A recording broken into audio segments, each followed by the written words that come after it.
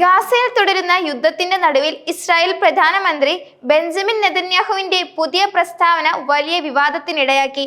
ഹമാസിനെ പുറത്താക്കി ഗാസയുടെ മുഴുവൻ നിയന്ത്രണവും ഏറ്റെടുക്കാനുള്ള തന്റെ പദ്ധതി തുറന്നു പറയുന്ന നെതന്യാഹുവിന്റെ നിലപാടിനെ അട്ടിമറി എന്ന് വിശേഷിപ്പിച്ചാണ് ഹമാസ് ശക്തമായ പ്രതികരണം അറിയിച്ചത്. വെടിനിർത്തൽ ചർച്ചകൾ തുടരുന്നതിനിടെയാണ് നെതന്യാഹു ഗാസയുടെ പൂർണ്ണ നിയന്ത്രണം ഏറ്റെടുക്കുമെന്ന് പ്രഖ്യാപിച്ചത്. ഇതൊരു തുറന്ന അട്ടിമറി നീക്കമാണ്. തടവുകാരെ മോചിപ്പിക്കാനെന്നുള്ള പേരിൽ സ്വന്തം രാഷ്ട്ര ലക്ഷ്യങ്ങൾ മുന്നോട്ട് കൊണ്ടുപോകുകയാണ് അദ്ദേഹം ചെയ്യുന്നത്.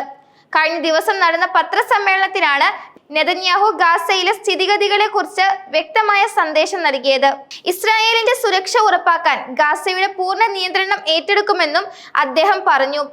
ഗാസയിൽ നിന്ന് ഹമാസിനെ പൂർണ്ണമായി നീക്കം ചെയ്യുക തന്നെയാണ് പ്രധാന ലക്ഷ്യമെന്നും വ്യക്തമാക്കി. ഗാസയിലെ സാധാരണ ജനങ്ങളെ ഹമാസിന്റെ അധിനിവേശത്തിൽ നിന്ന് മോചിപ്പിക്കാനാണ് ശ്രമമെന്നും അദ്ദേഹം കൂട്ടിച്ചേർത്തു.